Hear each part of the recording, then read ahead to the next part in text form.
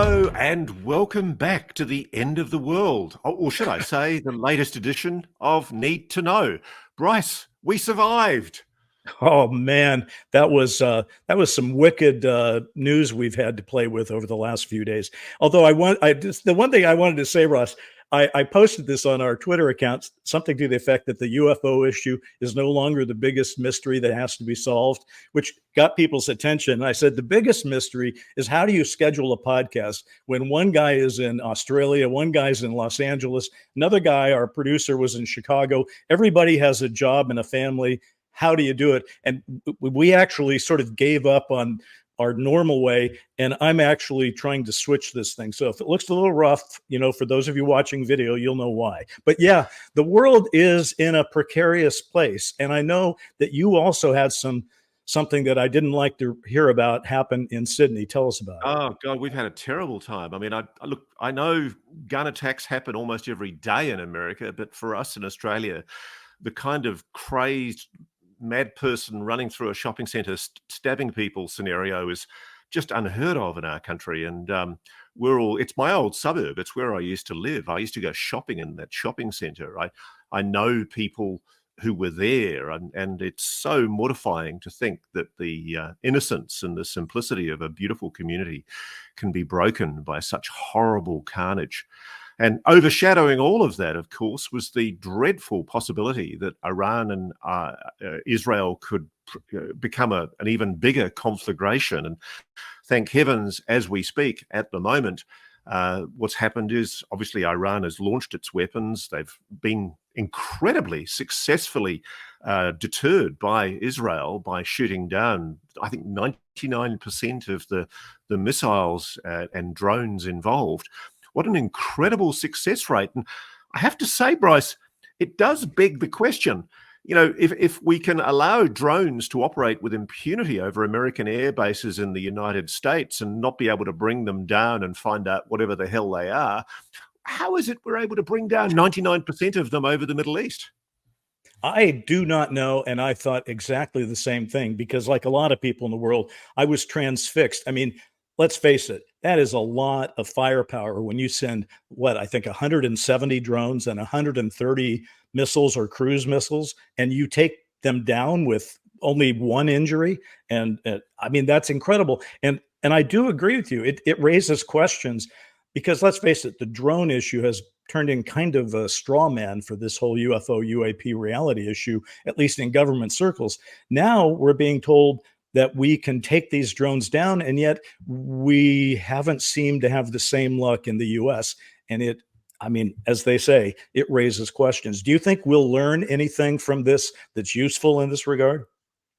Well, I tell you, I do have something coming up on my reality check show with News Nation about the Langley Air Force drones story, which is a very interesting story. And I guess this is a good segue for that, because obviously one of the things that keeps on happening is the national security infrastructure keep on saying that what we're seeing over American military facilities, weird objects with lights over American military facilities, are often described as drones. And it's never explained what those drones are. It's never explained if those drones are recovered, and they're not apparently. And if you think back, my friend, you think back to 2019, 2020, there was a huge media hullabaloo back then about mystery so-called drones being seen over the Midwest, all over Colorado and right up into the farming country in the Midwest. Farmers, policemen were seeing and recording on video mysterious so-called drones, objects that were flying for hours, no sign of any human controller. The same thing's been happening over Langley Air Force Base in Virginia. And I've actually made contact with a guy who shot the video that was recorded in December of one of these incidents that took place over several nights in December. And as we'll be revealing this week on Reality Check, he's adamant that what he saw was anomalous. It wasn't what he believes the US Air Force is trying to convey, some kind of commercial drone or foreign adversary drone. It wasn't behaving like a drone. It didn't have the lights like a drone. And frankly, it raises more questions than it answers about whether the military is being upfront with us about what's being seen over American facilities, because frankly, I just don't think they are. It sure doesn't look like it. And by the way, I just want to harken back for a moment. I wouldn't want to let this moment pass. My heart goes out to the people of Sydney and all of Australia who have to welcome this sort of level of violence into their social atmosphere. It's a terrible thing. And yes, here in the U.S., we have gotten used to the fact that there's a mass shooting practically every day. And I know I I don't want think to be insulting to my American friends, but oh gosh, Bryce, we often say in Australia, it would only ever happen in America. When you see right. those horrible gun violence attacks in America, you kind of roll your eyes and you do feel vaguely superior. It's a horrible thing to say, but you do roll your eyes and go, oh, well, look, that would only ever happen in America. Only Americans are crazy enough to allow people to have automatic weapons and, automatic pistols. And yet, here's a guy with a knife who goes on a rampage in a shopping center, stabs, I think it's 18 people and killed 6. It's just heartbreaking. And, there's the daughter of a guy I know. I used to share a building with him, a very wealthy Australian businessman called John Singleton. His 25-year-old daughter was murdered by this guy, stabbed in the back. And it's very hard to rationalize, how these things happen. And I think out of that tragedy, I guess the only thing I console myself with is that you saw the very best of humanity as well. You saw very brave people, a female police inspector, largely Right. unprotected, not wearing a stabbing vest, going in with her pistol and taking the prick out. And frankly, the bravery of individual members of the public is what I find inspiring. It is, and what you said is true. In these tragedies that we endure, from the smallest to the largest, there are also moments of great bravery, and when you see people come together, and it's great.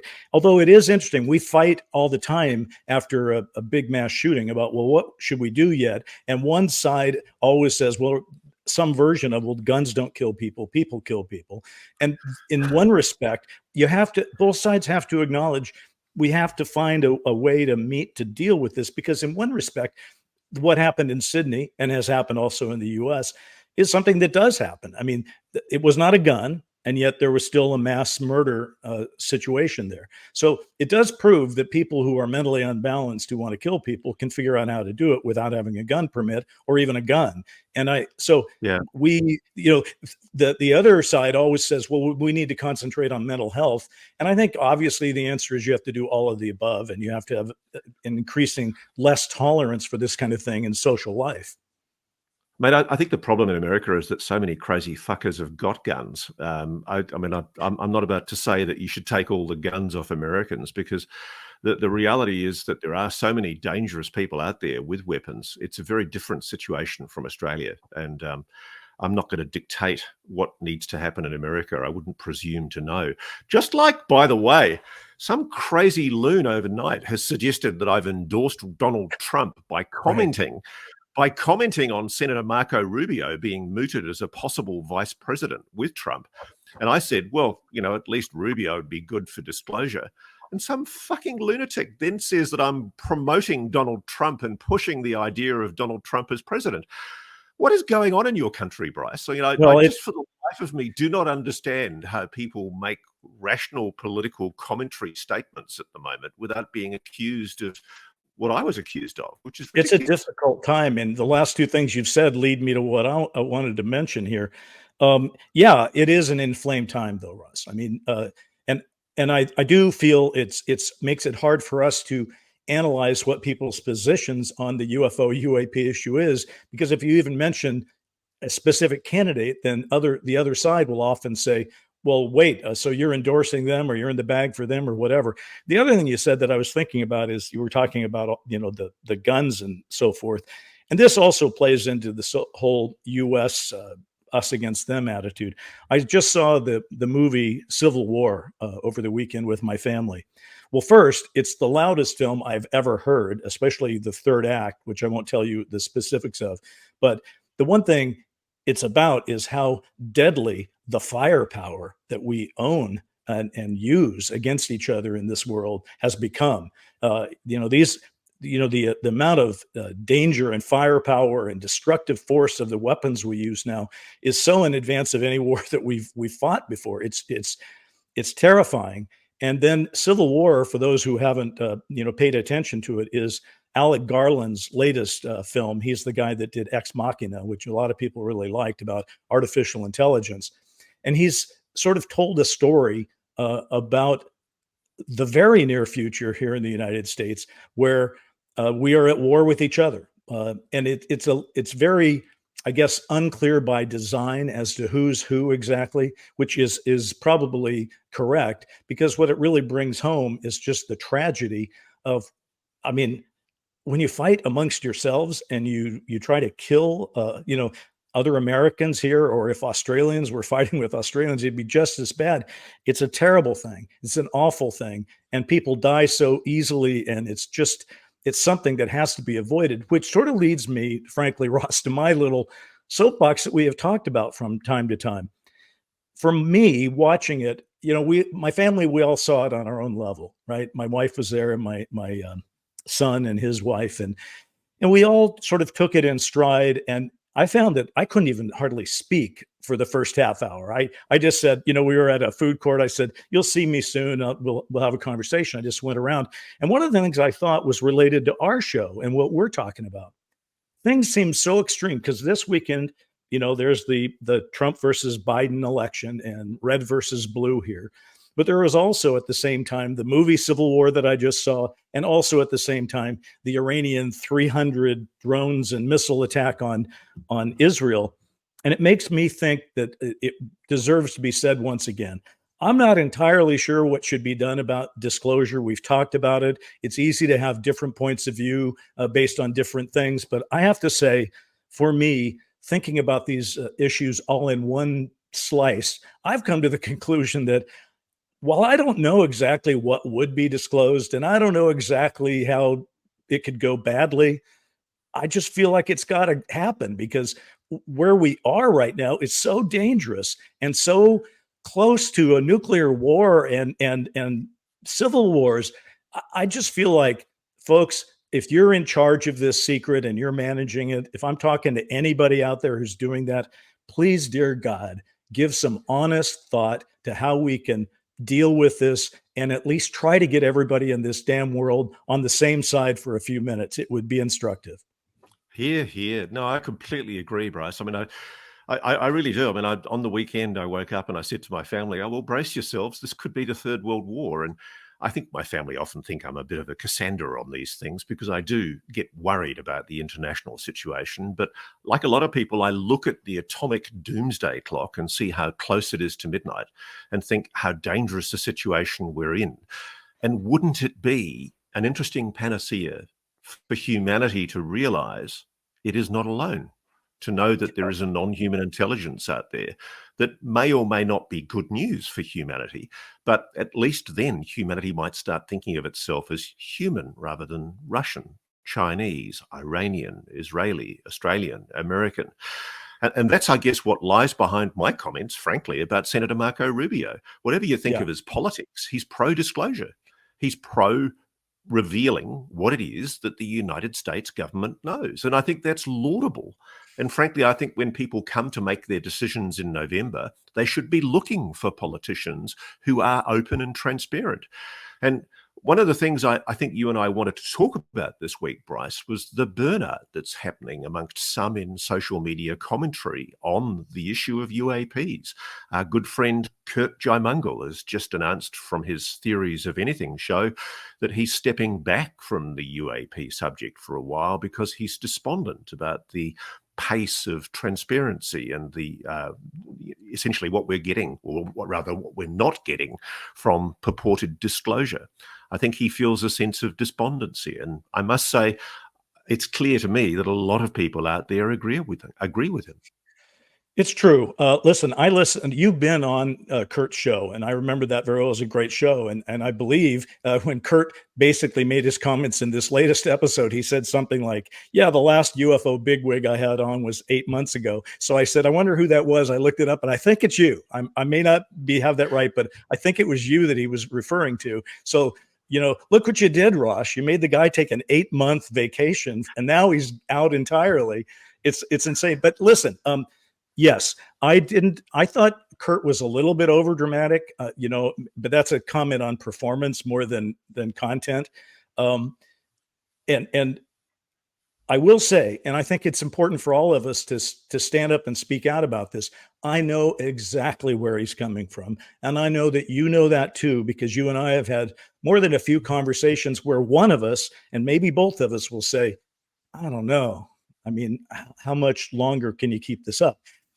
Uh, the reason I keep it up right now, of course, is that I feel that there's an obligation when you're this close to not give up. All good things come when somebody feels like I can't go on anymore, and then they go on, and then change happens. So I just wanted to tell one little story about this from my point of view.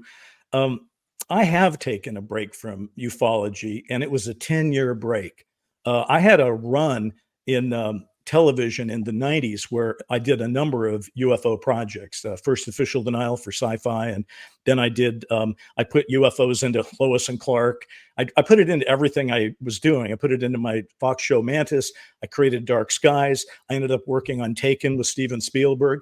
And it was at that point, after this decade of just intense concentration on it, I just I needed a break. I just couldn't continue. I felt like at that point, I felt like this is never going to happen. And I've already written creatively as much as I feel like I can right now. I need to take a break. So I did. I took a break of 10 years. I run the TV Academy. That took my mind off it for a while. I did 4 miniseries. And then around 2010 is when I decided, I'm ready to get back in. And that's when I wrote the book AD After Disclosure with Richard Dolan. But my point is, it took me 10 years, Ross, 10 years to say, I'm ready to throw the dice again with this thing. The difference again right now is that we are closer. And for those of us who, you can always step back. I mean, stepping back is a time-honored thing. You need a break. You need mental health days. We all do. Stepping back, not a problem. I reckon that we will see Kurt Jaimungal back in the saddle talking about this, because I know people like you and all the other great investigative reporters who are working on this are going to keep throwing raw meat into this discussion, and Kurt's not going to be able to stay out of it. But I understand why he did it. I welcome him back when he finally comes back. Look, I get despondent, Bryce. I mean, I really do. I mean, the thing that makes me most upset is when people get really unhinged on social media and start attacking me directly, saying, Yeah. I've actually had people threaten to kill me because I'm, not doing enough supposedly to reveal the extent of what I know, and they don't understand the journalistic obligations that journalists have to make sure that they don't compromise sources. Suffice to say, I'm actually quite calm and happy about the pace of change at the moment. I think the level of ongoing transparency or push for transparency is actually quite rapid. There's a lot happening. There's an enormous amount happening in Congress. I've been talking privately to individuals who are working in either staff positions or politicians who are in the Congress, and there's a receptivity increasingly to the idea of public hearings. There are whistleblowers who are going slowly through the DOPSA approval process, the Defence Office pre-publication security review process, seeking approval to speak about what they know. And frankly, I think at some stage they are going to have that opportunity.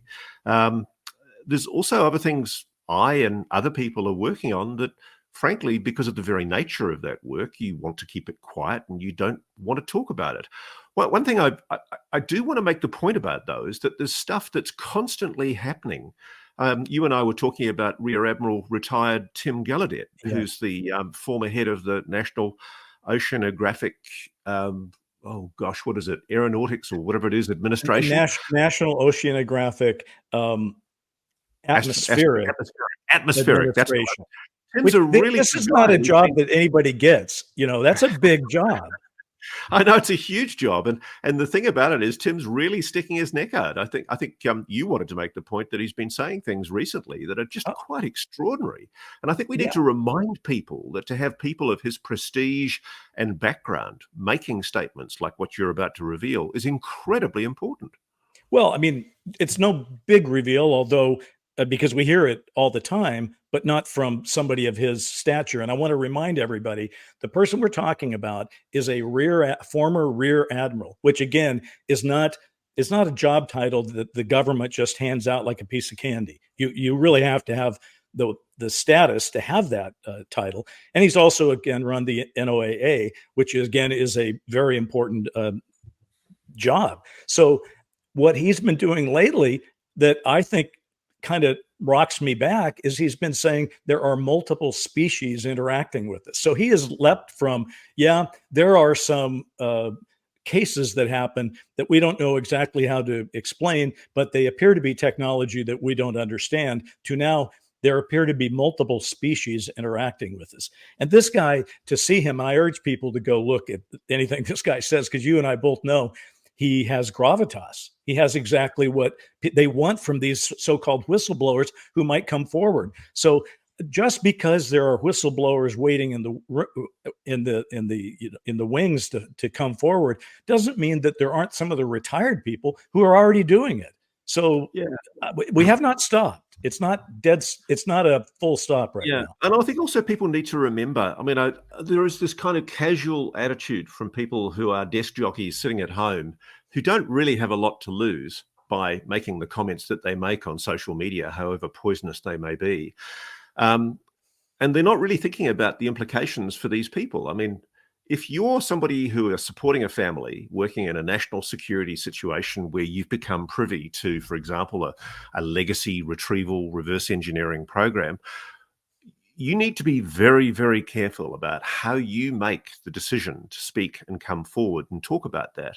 Firstly, Congress is giving a whole series of mixed messages right now. You've had this ridiculous complete cover-up, the UAP historical review, which frankly is a turd wrapped up in a bow. I mean, really, we have to acknowledge what it was. It was just a complete self-effacing cover-up. I mean, it was a ridiculous attempt by individuals within the Pentagon to try and put this all back in a box. And I think it should be treated with the risible contempt that it deserves. The more that we hear about it, the more that we realize that the Arrow Historical Review, as Chris Mellons pointed out in a recent column, it frankly failed to do its job. It didn't actually do what Congress tasked it to do. It completely ignored a number of the sections that were mandated in legislation by Congress. And frankly, what we've got to wait and see is whether Congress, whether Senator Schumer and other people that have mandated this kind of stuff happening, are they actually going to hold the Pentagon's feet to the fire? Or are they going to allow themselves yet again to be played by people who seem to feel that they're above control, who seem to feel that they're not accountable to the American public? I love reminding people that we live in a democracy, my country and yours. The glorious thing about America, it is government of the people, for the people, by the people. Congress has the oversight power. There is nothing, absolutely nothing, that should be excluded from congressional oversight. And yet we know that the Arrow Historical Review was nothing less than a blatant attempt by individuals within the Pentagon to perpetrate an ongoing cover-up. Let's call it for what it is, Bryce. We should. And the takedown, by the way, of the Arrow report, not only did we devote our last episode to it, but Christopher Mellon has a very fine article out about it, that it really is a nice takedown, and it's in the debrief. And I urge anyone who wants to sort of dive a little deeper, he does a brilliant job. But if I can diverge for just 1 minute, you were talking about the people who send you death threats and the general unruliness of social media and the general unruliness of politics in my country and all that. I just want to use the opportunity here. I know that we have a lot of people who listen to us, and we're very grateful that you do, and we appreciate it deeply. Some of you, I don't know exactly who all of you are, but if you're one of the people that feels the best thing to do is to just attack somebody personally if you don't agree with them, I just urge you to step back. We are at an inflection point in the history of the freaking world. And everybody has to do their part to sort of turn down the anger, to turn down the urge to attack somebody else. I see it in our politics. I see it surrounding the UFO UAP issue that you and I have been involved in. And I just want to remind people of something. The fact that you're polite or that you're thoughtful or that you're kind doesn't mean you can't disagree with somebody. People disagree all the time. And Ross, you and I have famously had a couple of rounds, and that's a good thing because you know what? We're still back here. We're still friends, and we still treat each other with respect. That's Absolutely. all that anybody's asking. Right? Oh, I ask more of you sometimes, but yeah, respect is good. I like respect. No, I completely agree. And look, I just want to doff my hat actually on the way through to Chris Mellon because I loved his scabrous attack on Arrow. I'm at the point now where, frankly, it's blatantly obvious to me that people like Susan Gough in the Pentagon PR department and certain key officials, Dr. Sean Kirkpatrick, they had no intention whatsoever of fulfilling their mandate from Congress, which was to provide a proper report that actually did what the public demanded. And this is where I say to people, don't get angry, get even. Hold your Congress people, your congressional representatives' feet to the fire and say, why did the Arrow Historical Review report not provide the information that Congress requested it to provide? Let's use the statutory power, the power that the public have, and hold the representatives to account. That's my point. My point is that we do still, God bless, we still live in democracies. And this is the wonderful thing about this. There are also other reasons to be positive too, Bryce. I mean, I want to make the point that there are still ongoing revelations that demand investigation. My personal favorite recently has been something that took place just off Eglin Air Force Base in Florida, where newly released documents obtained through FOI by a software engineer and UAP researcher called Michael Dharamse, and John Greenwald's put them up on his Black Vault site. They revealed details of a mysterious UAP sighting that happened on January the 26th, 2023. And the reason this incident's important is because the pilot took video. The pilot recorded video that we, the public, are not being allowed to see. And so you've got this ridiculous situation where the pilot was so concerned about what he saw. He was so worried. He made a protected disclosure to Congress, to a Florida congressional representative called Matt Gaetz. Matt Gaetz tried to go and visit him at Eglin Air Force Base with Congresswoman Anna Paulina Luna and Congressman Tim Burchett. And because they weren't on the relevant committee and didn't have the security clearances, they were denied access to get in to see this particular pilot. And even then, to his credit, Gaetz had the gumption to push and make sure, as a congressional representative, he got the access that he was seeking. And he was able to interview that pilot. And moreover, he was able to see the imagery. And I'm told that what Mr. Gaetz, Representative Gaetz, says he saw was quite profound and world-shaking. And indeed, the pilot drew a picture. He drew a sketch of what he saw. And it was apparently the size and shape of a command module from the Apollo moon missions, a kind of an acorn shaped object just hovering in midair off the Florida coast in the Gulf of Mexico. That is data. That is data. Evidence. And the interesting thing is, I had a look in the report from the Office of the Director of National Intelligence, the ODNI report that was tabled in October. There's no mention of this incident in the report that was tabled in October. So just working it through as a journalist, you go, okay, this was seen in January 2023. It didn't make it into the ODNI report. It wasn't featured in the ODNI report in October. Why the hell not? This is how we get a result, by asking questions. It's what journalism does. It's what shows like ours do. And frankly, I know people get frustrated at the pace, the glacial pace of transparency and disclosure. But it's incidents like this, with good work from people like John Greenwald and this Dharamsey guy who've basically got this information, good work from congressional representatives who are pushing for access to get this information. It's the slow accretion, layered accretion of pressure that forces disclosures that eventually force these pricks to be more open about what it is they really know. That's how we're going to get change. Which is true. And of course, we've left out the media in our scorching analysis, which we usually put in there. The media, if it would behave in a little more aggressive way. I'll give you an example. Tim Russett used to be the moderator for Meet the Press.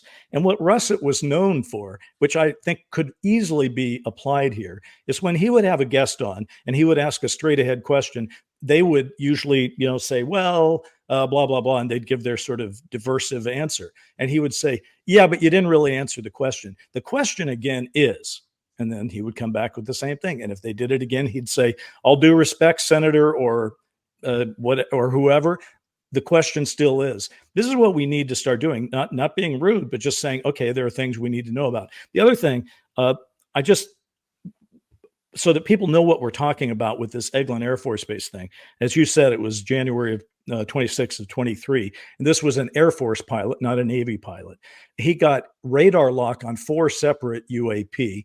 Upon approach, he was told to make visual contact, to employ sensors, and obtain a screen capture of the first of these objects, because the other 3 had only been captured on radar. So he did that, as you were talking about. And he did liken it to an Apollo spacecraft, which, as anyone remembers, that thing looked insane. I remember seeing it as a kid going, what kind of thing is that to land on the moon? But they did, because they didn't need the aerodynamics so much to land on the moon with that.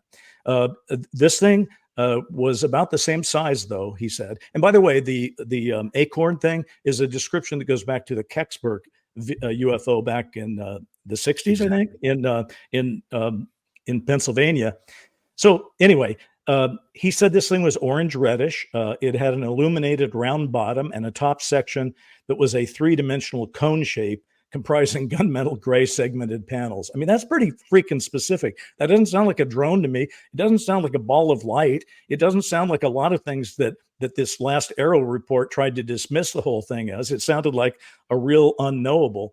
And then, of course, he felt compelled. It was so important. He felt compelled to share this. Now, there is a political angle to what you just said, though. The people you mentioned,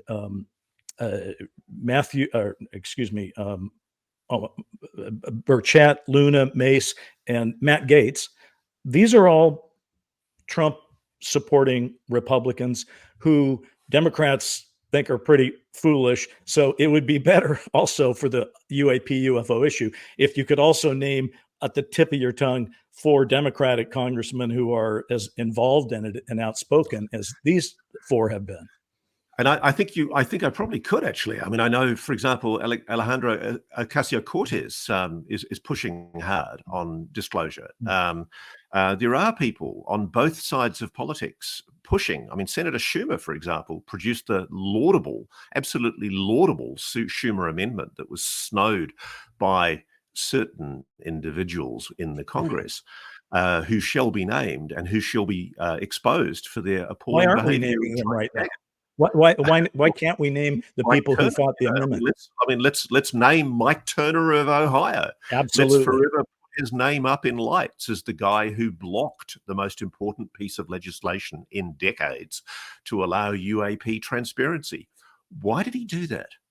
If there's nothing there, if there really is nothing there, if, as people like Dr. Sean Kirkpatrick, the former head of AARO, claim there is nothing there, then why the fuck are they going to so much trouble to try and cover it all up? Well, that's a good point. And I've lost it, but that is a point that gets brought up over and over, which is it doesn't make any sense. If there's nothing to see here, then why not let it all out? Since there's nothing to see here, you won't find anything. But we don't. We instead play these games, and we're continuing to play them. And another one is Senator Gillibrand, Kirsten Gillibrand, the Democrat senator from New York. She's spoken to the very, very impressive show that Matt Laslo does, Ask a Poll. And if nobody's subscribed to this, they should be. Matt Laslo does a fantastic job door-stopping politicians from both sides of the House, asking them questions specifically on the UAP issue. And I love what he does. It's great. It's good gonzo barefoot journalism, sticking a microphone in a politician's face, catching them on the hop and asking them questions. And just recently, he got this admission from Gillibrand that the US lacks the ability to detect all these craft around US bases and nuclear sites. And just to echo what we said at the head of the program, Bryce, if as Senator Gillibrand says, the US lacks the ability to detect all these craft, these supposed drones that are being detected around US bases and nuclear sites, how is it that the US was so successful with its allies, Israel, the UK, and other nations, in shooting down over 99% of the supposed drones and rockets that were fired at Israel over the weekend? What's going on? Why is there a double standard with US military bases? Why are we being told what I suspect is a complete lie that all of these objects are drones? Why are Congress people being led to the impression that these must be explainable as foreign adversary drones? How are, for example, if it's the Chinese or the Russians, how are Chinese or Russians deploying drones over US military facilities undetected? Why have no people been charged? Why have none of these objects been recovered? That's the really interesting question.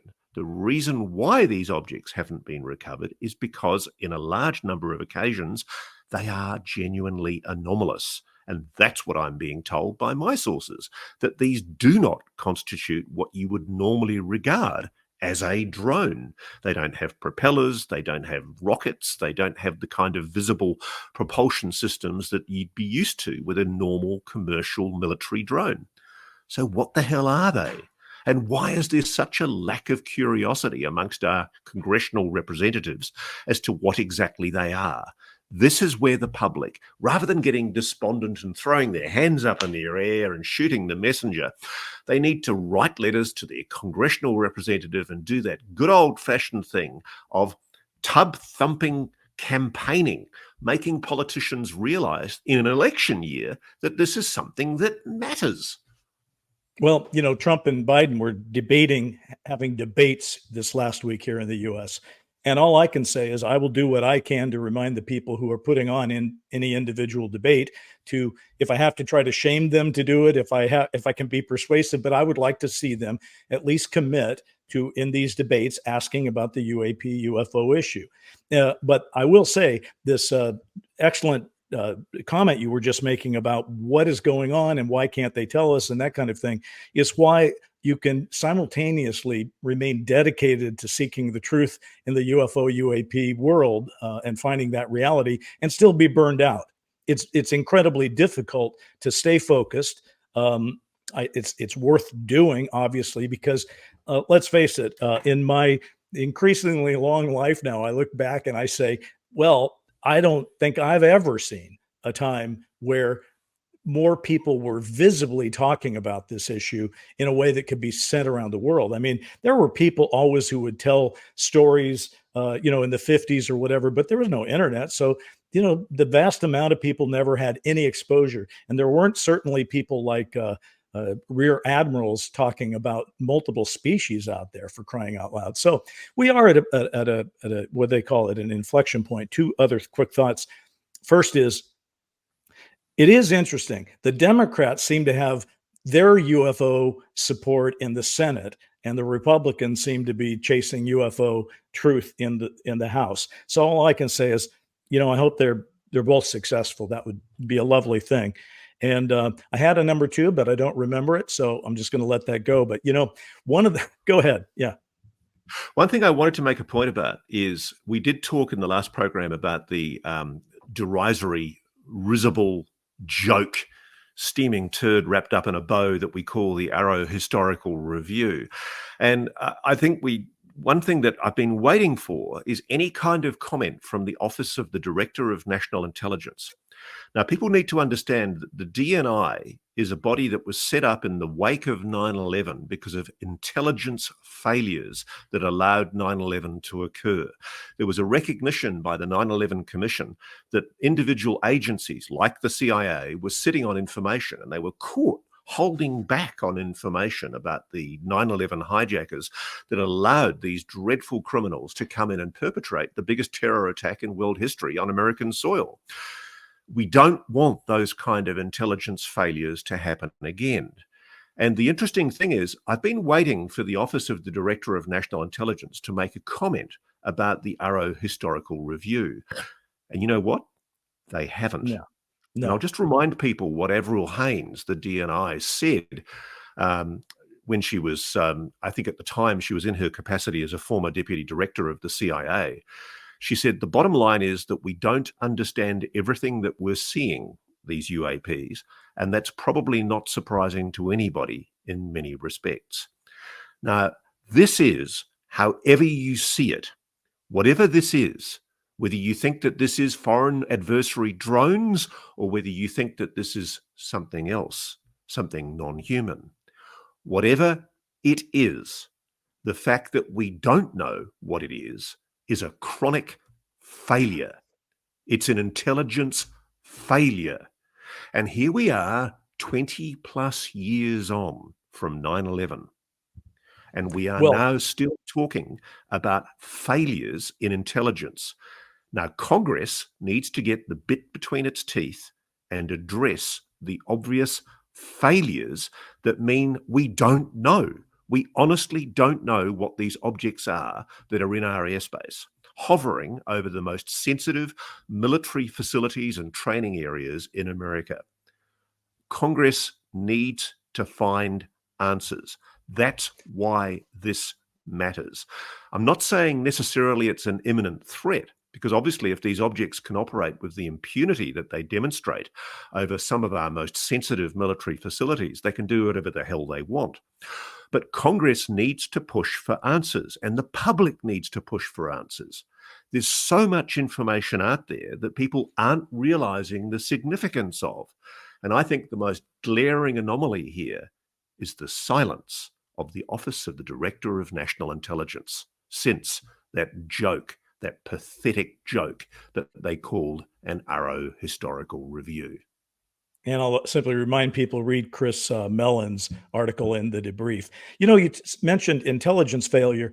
I don't want to parse every word of everything all the time, but in a way, it strikes me that it's not so much an intelligence failure as it's a failure of the media and the political system, because we don't know whether the intelligence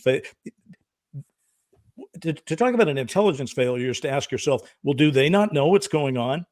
If they didn't, given how long-standing this is, then you would say, well, that is a complete intelligence failure. They had this problem, they never looked into it. That's the point, Bryce. That's the testimony that they're giving to Congress. I mean, right back in 2021, we had Scott Bray, the Director of Naval Intelligence, or Deputy Director of Naval Intelligence, saying categorically, people need to remember their history. Yes. Scott Bray gave evidence to the Congress, not under oath, mind you, where he said that they didn't think that the evidence was that this was foreign adversary technology or US black tech. Whatever these objects are, he testified to Congress that he didn't think that these could be explained away as black tech, as something that the US has been developing in stealth, or something that our foreign adversaries have developed in stealth. And yet, the Arrow Historical Review report came back with this glib finding with no evidence at all, no empirical data, nothing to support it, making that very assertion that in all likelihood, if we were to do a more thorough investigation, we would probably find that this is stealth technology that the US has been doing in the black. So you've got a direct contradiction between the Pentagon and the Office of the Director of National Intelligence that totally contradict each other. Somebody is not telling the truth. And that, in my books, is an intelligence failure, because what it suggests is the same mistake we were making back in 9/11, where you had individual departments in the United States government compartmentalizing very important intelligence. God forbid that we should open fire, for example, on an adversary that has technology that is operating in our airspace, and then we cause a conflagration because of it, because we don't know what maybe the CIA or the DIA or maybe the Department of Energy are sitting on. I mean, this is the really interesting thing here. The very thing that caused 9/11, the very thing that instigated the failures that led to the biggest terror attack on American soil ever, were the kind of failures that we're seeing today, where clearly sections of the US intelligence community are not talking to each other. Now, that's the kind of thing. That's the intelligence failure. I mean, you could argue, if they don't know what's really going on, well, that would be an incredible intelligence failure. But it's also a failure of the intelligence community to not talk amongst themselves and share some of what they know. And that's something I hope will happen. Hey, we promised we were going to do this, and I want to do it before we run out of time. But folks, one of the things that we did is using our Twitter site, we asked people, do you have any questions that you want us to talk about on the next Need to Know show? To my shock and surprise, we got 371 questions. So what I did is I randomized those questions and then printed out 16 of them, which I have sitting in front of me right now. And so Ross and I have not discussed these questions. So Ross, here's what I think we should do. Pick a number between 1 and 16. Let's do 2 or 3 of these questions today, see how it works. Pick a number between 1 and 16, and I'll ask the question. Let's see if we can answer it. Number 16. 16. All right. This is a question about video clips. It comes from Nick Madrid, who's been a friend of the show for a while. He writes, Ross, Elizondo, and Mellon have all said that there are HD UFO videos. And according to this clip, at least a staffer has seen one. Have members of Congress seen these videos? Who? How long ago? How many are there? And do they exhibit the 5 observables? So the question is, are these great HD videos in existence, and who's looking at them? Okay, here's a really good example of that. People just need to go to public source information. Nick, you can look at the Eglin Air Force Base incident that's on John Greenwald's Black Vault site, the Durham Say FOI. And what you will see is that Representative Matt Gaetz admits that he saw the imagery that the pilot recorded. Now, that's a really interesting thing. Why has nobody questioned Matt Gaetz, the representative, the congressman, about what he saw? Is he being gagged from revealing what he knows? And if so, why? Because if, as the Pentagon claims, there is no vision, there's nothing that supports any of these wacky tinfoil hat claims, why on earth is it that there is FOI documentation that shows that imagery has been recorded and it's being withheld by the US government? On what basis? Admittedly, if this was an F-22 fighter, a Raptor fighter, which I suspect it was, there are certain technologies that we don't want to reveal. So what you can do is you can black out readouts from the HUD display, you can black out things that might compromise national security. But all we want to see, Nick, Bryce, and I, Pentagon, we want to see the bloody object. We want to see it. And this is the point. People keep on saying, oh, let's see the evidence. The evidence is there if you look. It's being withheld. We are being led by the nose by clever people who operate disinformation in the Pentagon, who think that they can manipulate us. People of America, fight back, argue back. They don't own you. You own them. You pay the fucking taxes. Get the information. You know, it's strange because if I had a piece of information that was of high value and I locked it in a lockbox over there, right? It doesn't mean that the evidence doesn't exist. It means I put it in a lockbox. And that's the problem. A lot of this is in this lockbox. Okay, give me another number, 1 and 16. Oh, come on. You got to answer a question. Come on. I will. I'll answer it. But you pick it, right? So therefore, people know we're not playing favorites. Which number? Number 2. What? Number two. Number two. Okay, this is about consciousness. Okay, this is a tough one, actually. I don't know that I can answer it as well as you answered the last one. This comes from Enkin Taylor, who says, we've heard a lot about consciousness and some kind of spiritual connection and what happens when we die. Is there any more elaboration that you two could provide on the topic? Well, now we're pulling in the afterlife and are we alone, which are the two biggest questions anybody's ever had. And we still have them right now. And interestingly enough, there are a lot of people who have analyzed this deeper than I have, who think there is a relationship between the truth finally behind UFO and UAP reality. The top guy for that, I think, is Whitley Strieber, who is adamant that that you can't understand one without the other. Now, the problem I have with that is only that you can't put that in a lockbox over there the way you could put a photo or a video or something. So I think we're a ways from being able to prove that one. I don't know, Ross, what's your take on consciousness and I think you're right, Bryce. I think that it's an incredibly difficult one. What I'm really struck by, I keep on coming back to slide 9, which is the briefing document that was used by certain members of, I think, the ATIP, ORSAP UAP investigation team to brief Thomas Modley, the Deputy Undersecretary of Defence.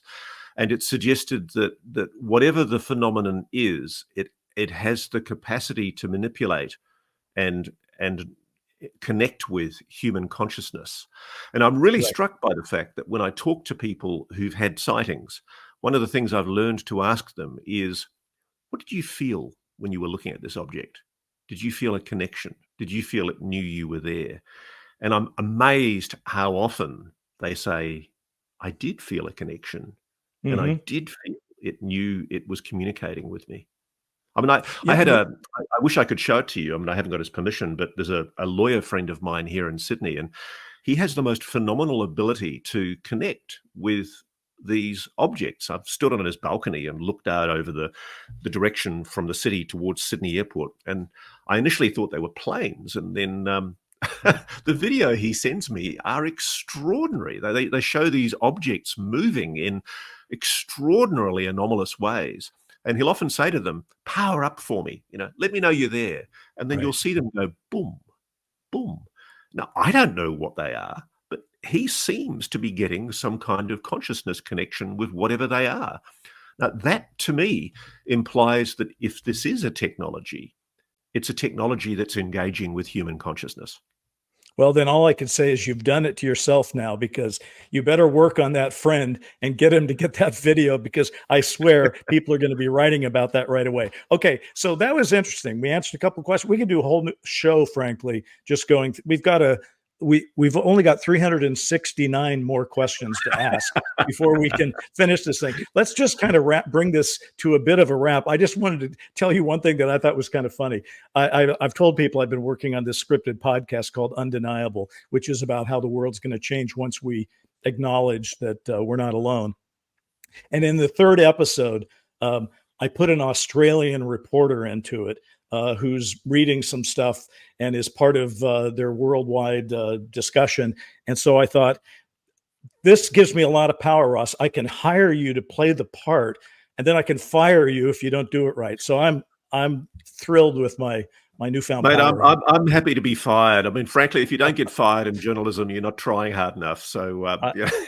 I mean, tell me, brother, because I literally, that's why I got out of journalism, got into Hollywood. I thought Hollywood might even be more secure than journalism, because shows get canceled and bosses change and regimes change. It's crazy. For myself, just two things to put a pin in. In the last, since we've last done this show, I did a show with Christina Gomez, which is not out yet, but it's part of her new enhanced video version, whatever that is. And I went to Spotify and appeared on their new show, Conspiracy Theory, which they're editing. And Ross, it's so funny, because when we do our thing, and it's a gas, but you're in Australia. And I'm here, and never the twain is going to meet in terms of doing a sustained regular podcast. This is it, baby. This is it. We come together through a StreamYard feed, and we do our thing, and then we say goodbye, and off we go. So what was interesting to me is they actually had me in, and there was a little studio there, right?